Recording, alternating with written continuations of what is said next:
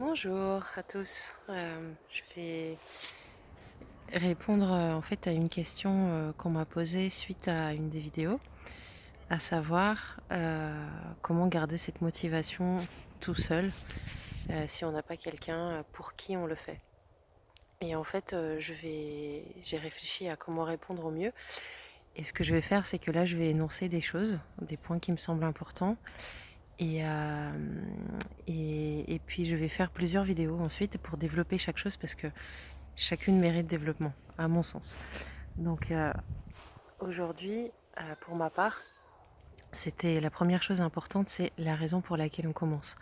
Est-ce qu'on est au clair avec? Est-ce qu'on est au clair avec l'intention qu'on avait au moment de commencer, qu'on avait ou qu'on a ou qu'on aura?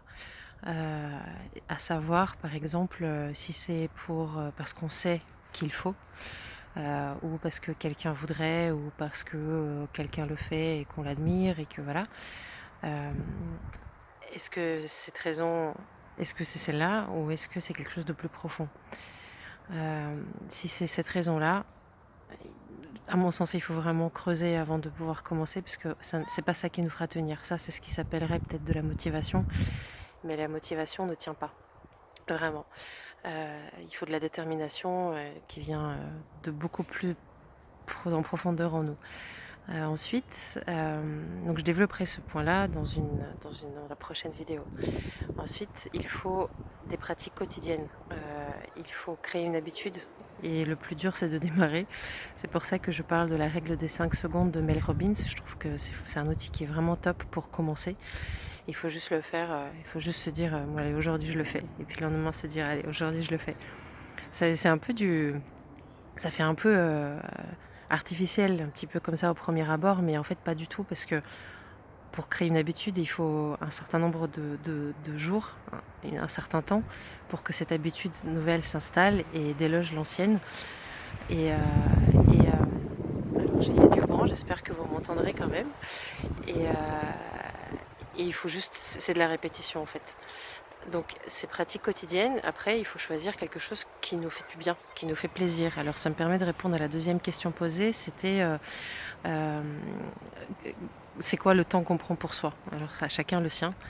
Mais par exemple, pareil, donc ça, ce point-là, les deux, donc la règle des 5 secondes et ce point de c'est quoi le temps pour soi, je vais vraiment les développer dans des vidéos à part.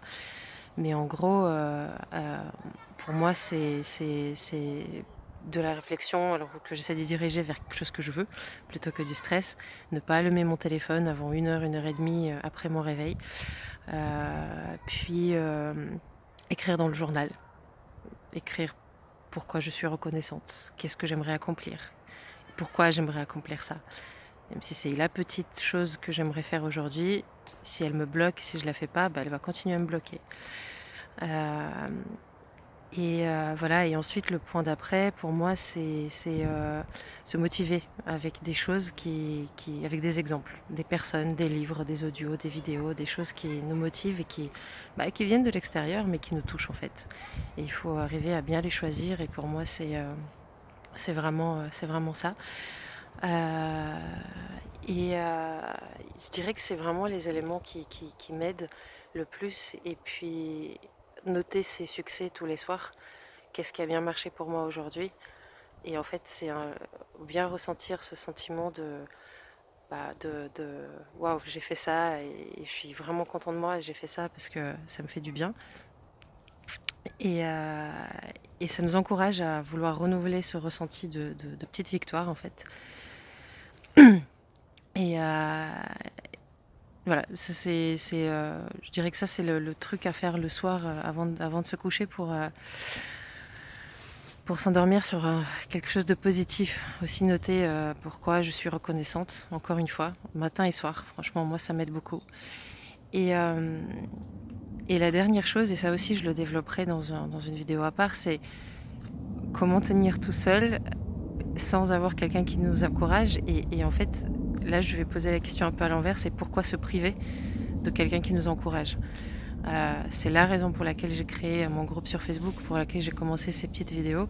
C'est parce que j'avais besoin aussi d'être encouragée, de cette espèce de partage et entraide et ça aide énormément. Donc il y a aucune bonne raison pour s'en priver. Il ne faut pas en dépendre, c'est clair, mais par contre, il faut pas s'en priver et peut-être que, avec le temps, à force d'être motivé par cet élan de groupe, bah, on finira par être complètement, OK pour continuer par soi-même et voilà, donc j'ai noté toutes ces choses-là qui aident à tenir, à mon sens.